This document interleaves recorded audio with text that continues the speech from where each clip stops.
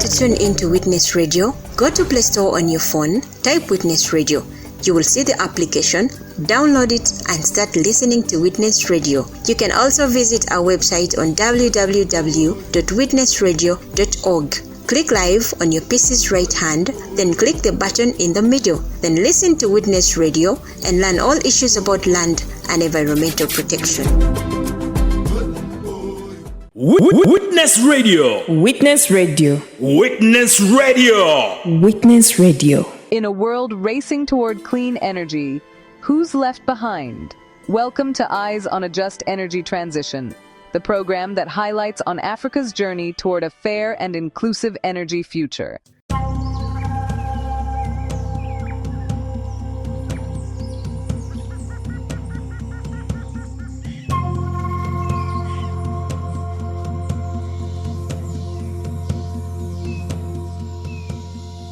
Hello, our dear listener. Welcome to Witness Radio, your trusted voice. You are listening to Eyes on a Just Energy Transition, where we take you on an informative journey of energy transition across Africa. And this is the Witness Radio series program, The Media in Renewable Energy. In this series, we are using the power of the media to shine a light on Uganda's journey towards clean, sustainable energy. To listen to us, visit our website www.witnessradio.org or visit Google Play Store and download the Witness Radio app. And in case you would like to reach us out, please chat with us on our WhatsApp +256 745 965 765 or by calling us directly on +256 414 697 221, and we will hear from you, or on all our social media platforms. Now, as you may know, Uganda is among the countries in Africa that are on the journey transiting to renewable energy. This transition promises to deliver vast socio-economic benefits to African countries, improving energy access, creating jobs, and boosting energy security. But to achieve this, these countries must make a great shift from fossil fuel technologies to a more sustainable, climate-friendly power strategy aligned with the Paris Agreement and low carbon growth. And in this program, we bring you different renewable energy experts, partners, beneficiaries, and individuals to enlighten us as they share with us their experiences about the transition journey of the renewable or clean energy. And so today we bring you a continuation of our conversation with John Peter Okwi, an expert from the civil society and the coordinator, Environment and Governance Institute in Uganda. In our last episode, he shared a lot about cleaner energy versus fossil fuels in Uganda and gave us the details why the Stop EACOP coalition wrote a strong statement about Total Energies and CNOOC concerning their activities in the Kingfisher oil development in Chikube district in Uganda.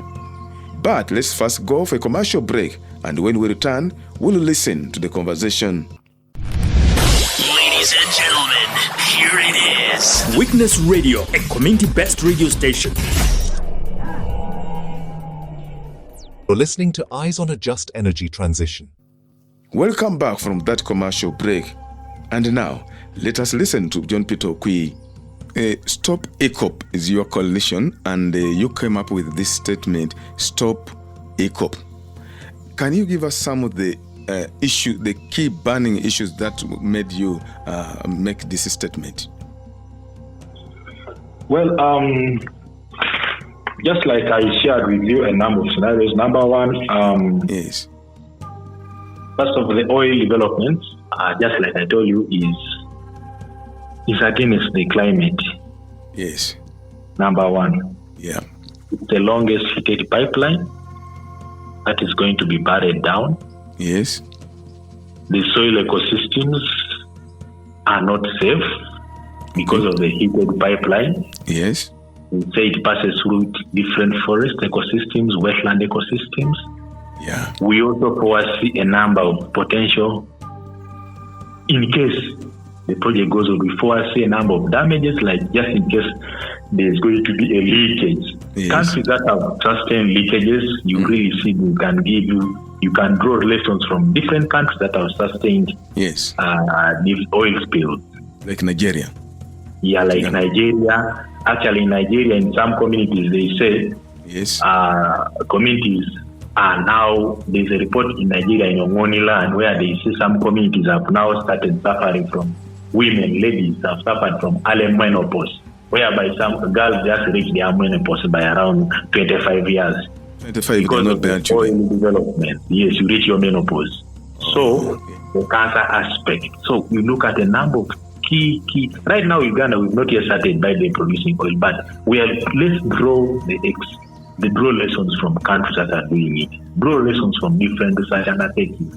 And that's what we are motivated as the Stop EACOP Coalition, that this being a biggest oil development, while they are looking at profits to go to a few, not to a majority, but the majority will suffer if this project to go on. That's why we say stop EACOP, stop financing of EACOP, consider community needs, consider community livelihoods, and consider clean energy investments. That is our top priority. Looking at what is happening in oil-producing countries. That has been our dying wish to all developers, to oil stakeholders in Uganda and across Africa. So is it excitement to have oil that is keeping them adamant? Yes, it's actually a very big excitement. You remember when during the baby drill aspect of Trump? Yes. Yeah, that is the same time whereby Donald Trump fell off from the Paris Agreement. By the way, exited the Paris Agreement. The U.S. government exited the Paris Agreement. Yes. And now, most countries, even in Africa, even inclusive Uganda, I saw one day some publication made from Petroleum Authority, looking at it as an opportunity that now Uganda should now embrace its oil development aspect, taking the bad lesson from rich countries that have already attained their riches but have also suffered the serious climate situations. So some of them, it's kind of excitement, just like I told you, it's profit to a few, but generally damage to many. Damage, profit to a few, but damage to many is our call. That's why we are very worried, and we say all export credit agents from the global north and the global south, who are showing interest in the oil development should change and align. That's why we document this evidence, we document these findings, and right now even we have a speaking point to share our findings in the Conference of Parties in Brazil, which will be shared in, I think, actually, Friday 14th. Okay. So we amplify this information globally so that this effort, even the financiers, realize that Africa is vulnerable to climate change. Yes. This is now the time that the investment must be smart, must be green. That's our call right now. Yes. We know that the phasing out of oil may not come rapidly, but this is the time that it should be phased down and phased out with time to come, and priorities go to the clean energy, renewable potential of the country, solar energy, so that communities are at least, that's what we call now the just energy transition. Yes. Now, before we proceed, let's go for yet another break, and when we return, we'll continue with the program. The world is moving toward renewable energy, but will it be just for everyone? Tune in to Eyes on a Just Energy Transition every Monday, Wednesday, and Friday at 10 a.m. East African Standard Time, where we explore how Africa can embrace clean energy without leaving communities behind. Because justice must fuel the transition. The energy future is here, but who benefits? Breaking the silence and elevating community voices. Witness Radio, your number one choice. You're listening to Eyes on a Just Energy Transition. Welcome back from that break. Just a little bit again. When you're moving around in this community, tell us about the environment. What did you see? Do we have any green, or is there any environment conservation taking place? Honestly speaking, I don't know. In the report, don't know if you got time to read through it, we realized when we think because of oil extraction processes, the land is bare. It's bare. I don't think whether it's even productive for someone to even plant the crops or what. We had actually tried to take there some fruit seedlings. On reaching there, the head teacher told us, these things are just going to die. The land is bare. Yes. You see when the goats around the cows, the grasses have just vanished, and I'm imagining how the animal husbandry livelihood will survive. I'm wondering how it will survive in such an area. Sure. Yeah, because the savanna, the grasslands have vanished and the place is bare now. Now communities, now the only source is now fishing. That's why I told you, once the fishing is being disrupted, yes, it means some communities will now shift to other livelihood sources which are not economically profitable to them. Okay. And now, one of the fishermen who was a victim of his boat being taken several times said, for me, ever since they kept on taking my boat, now this is now the fifth time I've given up. I've started selling firewood. Okay. Now, the money somebody used to get in fishing compared to the money the person got in firewood, honestly. Yes. So you realize a very, very big damage. The place is very bare. The water they used to fish in right now, you have to go deep there if you want to get fish.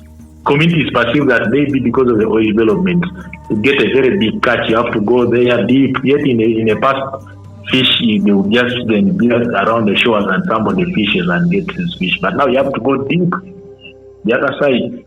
Okay. Yeah, so the number of, with an observation, we didn't see any kind of environmental conservation of maybe planting trees we didn't see. Okay. The oil developments, we didn't observe it. Yeah. Maybe outside other villages, but within Ki and Zunzu A and Zunzu B where we moved around, there's nothing. The place was very, very bare, apart from ongoing caterpillars moving around trying to organize the feeder roads and doing vibrations and noise to communities. Okay. Yes, so the environmental situation is still not okay. Still not okay. And yes. Okay. Now, it's still in your statement here, the one you wrote, there is something like, in the statement, you wrote that the implication is clear. EACOP has faced unprecedented challenges to attract external financiers, many of whom have declined participation due to projects' high human rights and environmental impact, and its misalignment with global climate objectives. Can you briefly just explain this to the listener? The global climate objectives, number one, yes. Uganda as a country, and even where EACOP passes, Kenya, Tanzania, they are all parties to the Paris Agreement. Now, the Paris Agreement says that looks at keeping the global warming temperatures to 1.5 degrees Celsius. And it looks at investments yes. aligning to the 1.5 degrees Celsius.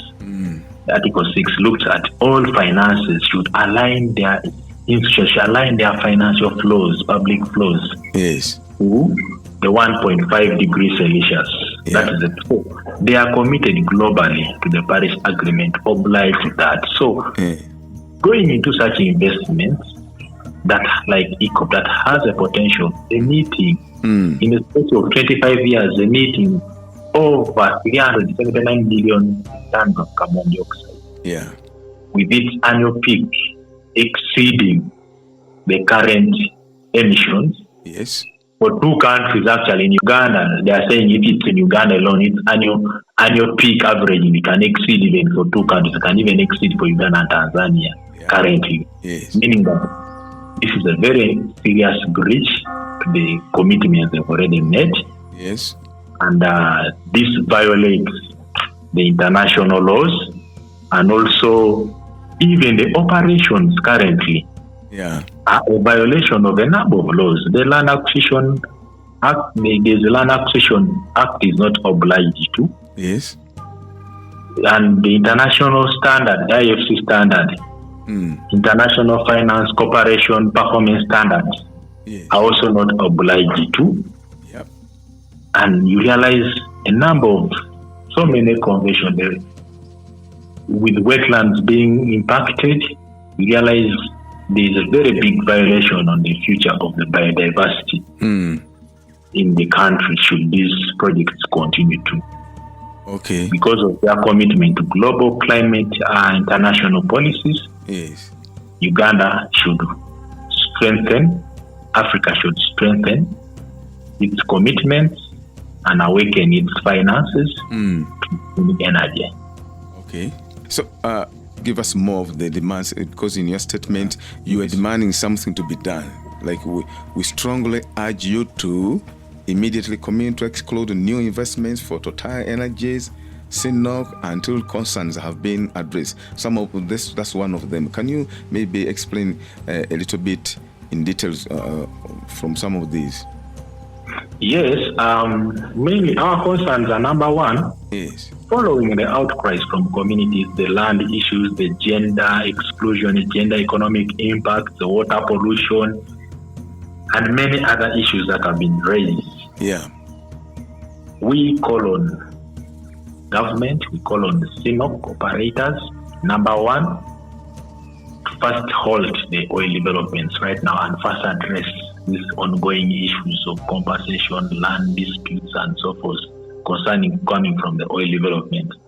Yes. Then also, number two, we advise them yes, to go back to the drawing board, especially now the financiers of the oil development. Our main call now goes to the finance, because right now, our plan is to ensure that at least when this project is halted a bit, there should be a realignment of finances to other. The country has so many economic, the tourism industry, so it's a very good opportunity that the country should tap into that generates a number of the GDP to the country. Yes. The tourism industry is very potential for us. The renewable energy potential, so we could tap into that. Yes. And these are good areas, opportunities that Uganda should look into. Yeah. As we are revising, because the just energy transition is a steady path that we need to take. It's something that we need to pursue to have a clean energy future. Yes. So that's why our demands are very clear. All financiers should shift their demands, shift their finances. Yes. Who are the key funders in this? They are now currently, just like I told you, they are shareholders. Yes. For oil development in Uganda, there is Total Energy holding the biggest percentage. Yes. Then around 58.3. Then CNOC around 28%. Yes. Then UNOC, Ghana National Oil Corporation, holding around 15, and TP Tanzania Petroleum Corporation holding also around 15. So you realize that all within that equity ratio, they also have the mobilized funds within that. But now they've tried to reach out to other countries from the global north, financing institutions, try to bridge that financing gap, because this 5 billion project, according to them, is putting them on pressure. But because of these concerns that we try to raise, yes, and this is awakening most of even the financiers that had shown interest. Like for instance, China, the Sinosure, China Ray, one of the export credit agencies, financiers that showed interest to finance this EACOP. Yes. We came in and advocated, we did a number of protests, and we did a number of petitions. Yes. And because of the evidence communities have brought on board through the Stop EACOP, yes, financiers have gone, even the pledges, the interest that raised, they've gone silent. Apart from the recent financing that came in around March this year, from Averaging Bank. But we are also trying to engage Averaging Bank and other African financing institutions. Yes. Wake up to this. We are giving them a much of evidence coming out from community outcries. And yet these oil developments are painting a good future. They are showing that they have built houses to compensate communities. But a house will compensate you cannot even sustain your extended family. You're sharing the same house with your children. So Yet in your traditional land, you could enjoy, you could build your hut all over, and everyone has his own. But now they've given you only one single house. So they are painting it as a good image, showing that all communities are benefiting. But inside community, when you reach there, the reality shows a very different picture altogether. Okay. So for us, our cry to financiers, our call to them is currently, let them first do due diligence of where their finances are going to. Let them align their finances, let them understand the community cry. If possible, they could even come down to communities and see what is going on independently before even they approve their finances. That's when they will realize that our cry, community cry, is very key compared to a few who want to get profit at the expense of the future of suffering of the communities. Okay. So I see here also that you are asking the banks not to issue loans, bonds and loans to Total Energy and Sinop, is it? Yes. How about that? Yeah, sure. Our call is also going to banks, financial institutions, like this one of Africa called Afrexim Bank. Yes. There is the Islamic Bank. There is also KCB. We are telling them that whatever finances you channel into this, this is the evidence from ground. This is a cry for, even we share a number of evidence via videos, via documentaries, via research findings from community. And let them all pick a leaf. Yes. Right now, also looking at engaging different partners to study some of the policies of this financial institution. Are their policies saying that we only finance oil development, or are their policies saying that we give more finances? Yeah. So we need what is informing their policies, either they want to interest themselves more in oil development or clean energy. Okay. So we need to understand the policy pressure on those financing institutions and engage them at institutional level to ensure that they are aligned to the international commitments made by African continents, African countries, to have the climate safe goals achieved. Yes. Now, before we proceed, let's go for yet another break, and when we return, we'll continue with the program. Do you want to learn more about the legal nitty-gritty of land laws? Benefit from our programs at Witness Radio. We will teach you how you can protect your land from land grabbers. Are you a human rights activist? Do you want the voice of the voiceless to reach the authority responsible? Tune in to the People's Radio, Witness Radio. Listen to Witness Radio addressing land issues in your community on matters of land development that do not affect the people and the environment. Witness Radio. Witness Radio. Witness Radio. Witness Radio. You're listening to Eyes on a Just Energy Transition. Welcome back from that break. Urgently engage Total Energies and SNOC over the environment and human rights risks and impacts associated with the EACOP, Tilenga and the Kingfisher project. Who is to do this? Engagement, according to different mining policies. Yes. Civil society. Civil society plays a very big role. Yes. In amplifying community voices. Yes. And such a space, if it's civic space, if it's really given opportunity and created, it can bring what we call fruitful engagements. However, the civic space right now is being challenged. Yes. Even as civil societies, we've been intimidated, we've been threatened whenever we try to bring these issues up, but we still don't relent because we are advocating for communities. So it's the role now, number one, communities themselves should be empowered. We continue to empower communities to raise these voices. Yes. To continue bringing these issues up. You see, this oil was anticipated to be by 2025, but now it's anticipated again, pushed further 2027. Yeah. So as these issues come up, this gives a very good gives a picture of evidence. Yes. The different financing fraternity, different global south and global north financiers. Yes. And awakens them at least to consider these cries, and they have to do due diligence before making their financial flows. So right now, government is also struggling to close that financing gap. Okay. There is still a lot of finances needed to complete the project, but because of the evidence on ground, communities say no, we've not yet gotten this. You said you compensate 100%, but some of us are still struggling to get replacement land. Yes. So engagement now is civil societies engaging with the communities, and our role as civil society, number one, we have to monitor if these people, what they committed in their ACRs, did they really fulfill them? You get it? Yes. Then secondly, we want also to assess if they committed that community livelihood must be restored. Yes. How? By when? But now the challenge we have as civil society is, number one, most of these resettlement action plans, like for instance for the Kingfisher oil development, they are not in public domain.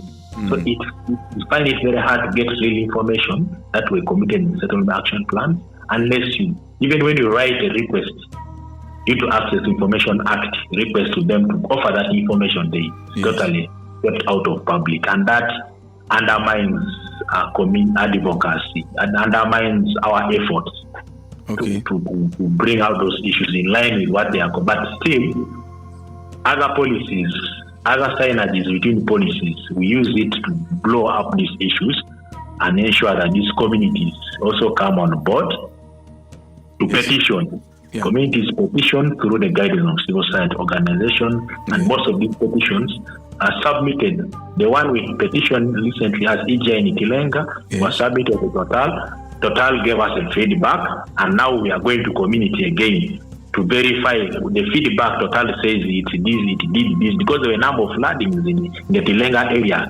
areas of Kasenyi in Burisa, flooding coming from the CPF, and that could be potentially contaminated. But for them, they say they've developed a number of ponds to absorb the floods from the water. But we want to see, when we go back to community and verify this, is it really on ground, or this is just being written on the ACR, not implemented. So that's basically our role.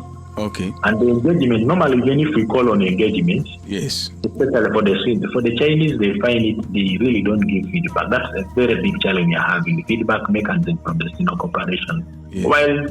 While Total is trying to show some bit of feedback, but they need to follow what they committed on ground. Is it a positive feedback?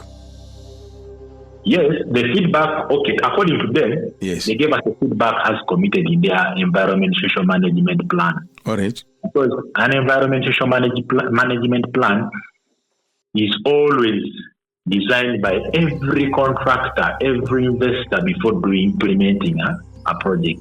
It guides that, for instance, if I'm developing this, how much, if I'm relocating these communities, which plan do I have to mitigate their loss of livelihoods? Am I going to restore their livelihood? If yes, how many? Okay. So then if you also committed that, in case there's a potential flooding also coming from the central process facility, how will you mitigate? So the environmental social management plan by Total or by any developer has all those components. But in most cases, there are a deviance between the plan and what takes place on the ground. Now, the feedback was showing us that for them, they had this, but in reality, when they go on ground, there could be some issues like the dust pollution. They say maybe it has reduced a bit. Accidents also, community accidents due to oil developments, especially in the Tilenga area, used to be rampant. Some say it has reduced because they've come up with some of safety precautions within the community. Yes. But now when you go on ground, such issues still come. So for us now, we do the monitoring. We need to ask civil society to test communities on the ground. Okay. Give us feedback whenever such issues, like now this feedback they gave us from Total, we need to go back on ground to verify it, to double check. Is what they say vis-a-vis what we raised, is it really something in line with what is on ground, or they are just doing it to clean? Okay. So that's what now we do follow up. Now, before we proceed, let's go for yet another break, and when we return, we'll continue with the program. Eyes on a Just Energy Transition, a program that unpacks Africa's shift toward cleaner, fairer, and more sustainable energy. Join us every Monday, Wednesday, and Friday at 10 a.m. East African Standard Time as we spotlight communities, policies, and voices shaping the continent's energy future. Stay informed, stay empowered. Keep your eyes on a just energy transition. Right here on Witness Radio. Witness Radio. Witness Radio. Witness Radio. Witness Radio. You're listening to Eyes on a Just Energy Transition. Welcome back from that break.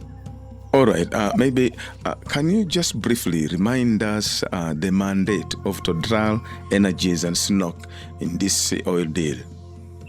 First of all, their mandate number one is to ensure that all their operations are aligned to the policies, environmental policies of the country of Uganda. Yes. Secondly, they are also mandated to ensure that all aspects of air pollution, all aspects relating to noise pollution, all aspects are mitigated and ensure that all aspects to land issues are being handled in line with the policies. If it's compulsory land acquisition, have they fully, fairly, and promptly compensated communities. Yes. They are also mandated to resolve grievance mechanisms, to establish grievance mechanisms, to resolve issues coming out from communities. But there's a very big gap according to our engagement. Yes. We realize that yes, grievance mechanisms are there, but they are almost a blanket. They are just there, but their functionality is questionable. And even actually communities are calling on to them to actually structure on their grievance mechanisms. There should be thorough grievance mechanism that doesn't leave issues unresolved. They are very weak on ground. Yes. And actually that's now we as civil society, we call upon aspects of fully involving civil society in grievance. It's good to put pressure on them so that they don't leave other issues unresolved. Okay. Yeah, so that's a very big mandate to ensure that community needs, their commitments are aligned. Yes. They are aligned with the global international climate policies. Yes, yes. Yes, and their business operations are also aligned with international business procedure and human rights compliance mechanisms. Okay. Yeah, so that's where they are mandated. But sometimes we notify we see some breaches whenever we go and visit on ground and engage communities. Yes. And so with them now, they have overlooked this, their mandate rather. Do you think, is it a challenge to them or they do it stubbornly? Is it intentional? Well, sometimes I think there are a bit of laxity. Just like I told you, the laxity, they are so much excited more and self-centeredness to propagate profits from this oil development. Yes. Ensure that its pace of operation goes faster. Okay. You see, even those oil roads they are constructing, very big oil roads, you may think they were made for communities, but they are mainly for fastening their operations and so forth. So their centeredness is overtaken by mainly profit, and they leave out key issues coming from communities. So this is not something that we should leave just redundant. That's why we keep reminding them as a society. We keep petitioning them. That's why you see communities rising up in different community settlements, like in Chakaboga. When you go to the Tilenga, communities are rising up to protest. Okay. Because some of their issues, whenever we raise, they are left there without any resolution. Okay. So to you, for the community in this region, do you see as if the community has been given as a sacrifice for oil development? Yes, by the time community land was compulsorily acquired, by the time communities have been evicted from their land, yes, by policy there is compulsory land acquisition, but there should be also fair, prompt, and sufficient compensation. Yes. Which communities up to now are still complaining that the compensation rates were developed, but they were not in line with what somebody would get to replace that same land. If they some communities can shock you that realize that if they compensated like maybe only 2 million out of maybe how many acres of your land, can you really replace those acres of land in a different area somewhere?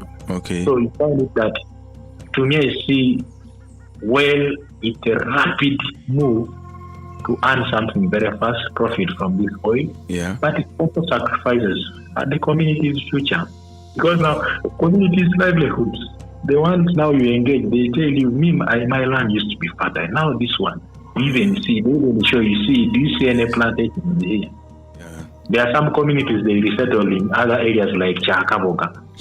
They put them in one camp. Communities are suffering. Yes. You have to go, if you have to go to the garden, you have to move some kilometers.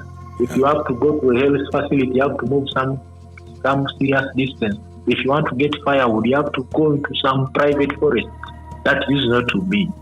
Okay. If you want to fetch, if they created for a water tank, they had said that they would give you a 5,000 millimeter water liter tank, yes. But they gave you a 500 liter, 1,000 liter tank. So all those things, I feel, to a greater extent, it's sacrificing community needs in favor of the government development needs.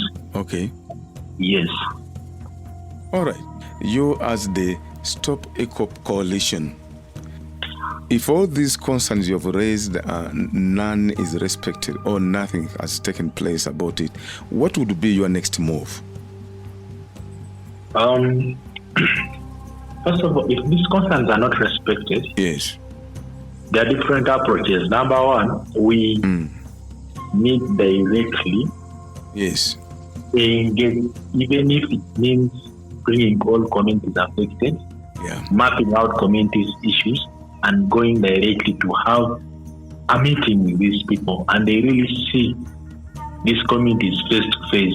Yes. Engaging communities directly with these people. Sometimes there is a way it has that kind of like it touches their heart. It has ever happened when we in the Karuma issues, when communities had suffered for so long, for decades, when their land was not compensated, and a petition was approved in the floor of Parliament, and Parliament, the opposition leaders had to go there. Yes. The team of natural resource communities and put pressure on EACOP, the different stakeholders there, until now communities have been relocated. Okay. So, bringing these issues, we shall not relent, we shall continuously.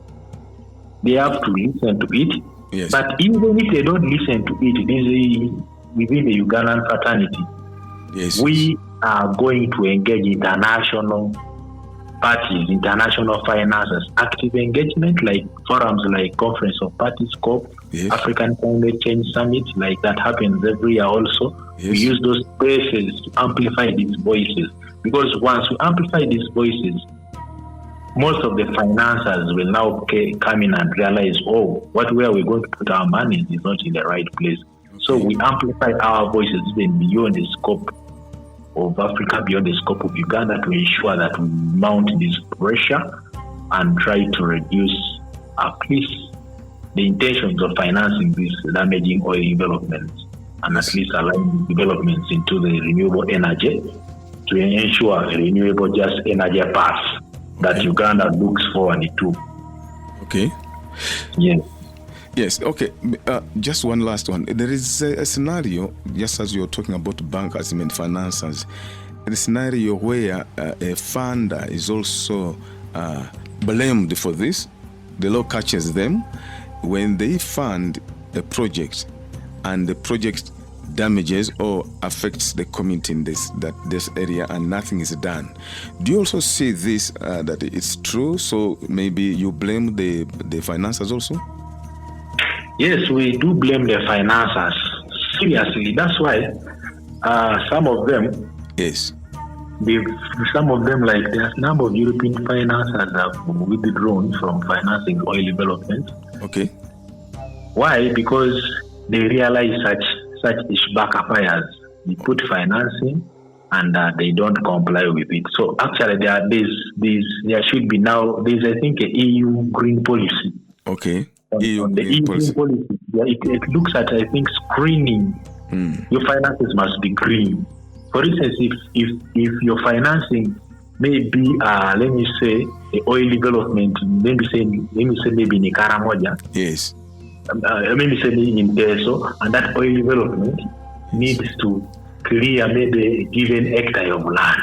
Okay. So if they discover that this financing is not green, they don't approve. So that green policy can come in place, green finance policies, to regulate these finances so that they go to green economies. Okay. And flee from these fossil fuel developments that have a bearing on climate change. Okay. So that's our advocacy approach as well. Okay. Well, I think that is it. We would like to thank you for really accepting to talk to us on Witness Radio, and of course informing our listeners about oil issues and what is happening on the ground. We thank you very much, and we have to call you again so that you enlighten our people about what's going on in oil development, what is happening in the communities, so that the people get to know and be aware with the circumstances. Thank you very much. You are John Peter Okwi, Program Coordinator, Environment Governance Institute. It's my pleasure to be hosted in Witness Radio, and I hope to have further engagement and bring out these issues on radio, and communities are always advised to feel free, voice out their issues, because it's your mandate to raise those issues. It's your right to raise those issues. Freedom of expression is there for you. Amidst all the repressions, amidst the threats, let communities feel free to voice out. Right now, there's a critical oil development issue going on. It's an issue that we're also looking at, and we don't want it to bring in a different picture altogether, like the oil development. Yes. So communities, wherever you are, thank you so much, and feel free to always voice out your concern. Yes. Civil society, different civil societies, we are willing to support. We thank you very, very, very much, and you are very much welcome again. Want to stay informed about land and environmental justice struggles? Tune in to Witness Radio. You're listening to Eyes on a Just Energy Transition. And as we wrap up today's episode, you should be reminded that Uganda is on the journey transiting from fossil fuels to renewable energy or clean cooking, and this requires you to embrace the efforts and transform your day-to-day life. And before we end the program, please, if you want to listen to us, visit our website www.witnessradio.org or visit Google Play Store and download the Witness Radio app. And in case you'd like to reach us out, please chat with us on our WhatsApp +256 745 965 765, or through calling us directly on +256 414 697 221, and we'll hear from you, or on all our social media platforms. Thank you for keeping it locked on Witness Radio. Stay tuned, stay informed, and stay inspired to be part of Energy Revolution. Please do not forget that Eyes on a Just Energy Transition airs on Witness Radio every Monday, Wednesday, and Friday from 10 a.m. East African Standard Time. Catch us again, same time, same radio station. I am Will Stephen, your host. That was Eyes on a Just Energy Transition, amplifying community voices and keeping justice at the center of Africa's clean energy shift. Join us again next time, and keep your eyes open for change.